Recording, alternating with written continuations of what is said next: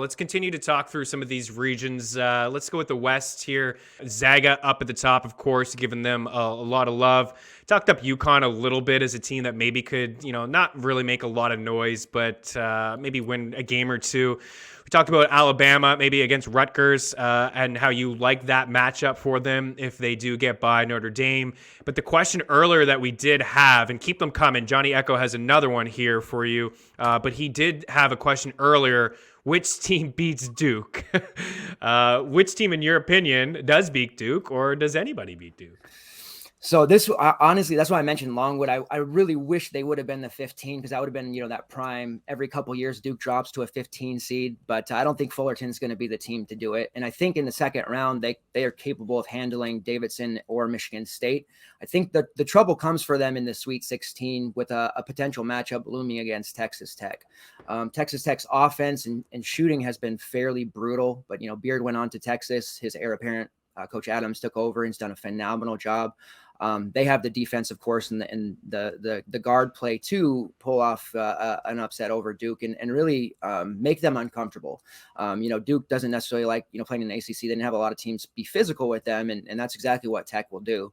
And force those freshmen, to make tough plays, which they're capable of course. But I think that's where the trouble begins for them, is in the Sweet 16. And if they escape that, I don't see them beating the Zags again. So that's where I think Duke starts to drop out. And then the rest of the I do have an upset here. I do want to mention in this region for the West. Vermont as the 13 versus Arkansas the 4. Now I know Frank, he had some talk about the matchups there for potential Arkansas versus Gonzaga, and definitely, but right now Vermont is that type of team. They're very well coached. They always dominate their conference. They have veterans who have experience. They have the guard play. They have a kid named Ben Chungu, who's a very good point guard, can initiate the offense, shooting well over 40% from long range. They have a power forward by the name of Ryan Davis, who's capable of putting up triple-double-esque numbers, and they have a really solid bench that knows their role. That type of team that can hit shots, they defend well enough, and they could really give Arkansas some trouble. Arkansas obviously going to be more athletic, but we've seen JD Notae, who kind of went nuts last year, get into foul trouble. We've seen Jalen Williams in the SEC tournament. He got inexplicably benched by Eric Musselman, and it kind of had him holding his head down, and we're not sure what that was all about. The inconsistent play of their bench, the shot making that hasn't been there all the time for Arkansas. To me, it feels like a prime spot where a more disciplined, Vermont team pulls the upset, and people will be shocked. But I do think that one's going to happen. It's actually my favorite upset pick of this particular tournament and that region. So I feel pretty good about it. And think that there's going to be some noise there. And then I think Gonzaga has a tough second round matchup looming against the winner of Boise State Memphis, which I think it'll be Boise State.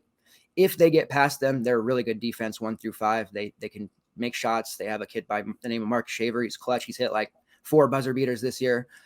If they get past that, I think they waltz to the Final Four. So it's kind of a tougher spot there, but I think they get there. Write that one down, guys. Vermont, I got it written down here as well. Man, I really like Longwood in the story, but then they face Tennessee, right? Who I'm just a sucker for quickly, because we got to get you out of here, and I want to get your Final Four thoughts. We still got one more region. 17-point favorites. Could they cover that? Longwood, you said they could get off to a hot start. Maybe they start shooting the ball really well. That's a high spread for a team that's really in Longwood feeling themselves as well. Oh yeah, they have they've got guys that transferred there. Isaiah Wilkins with high major ACC experience. They shoot the 3 well.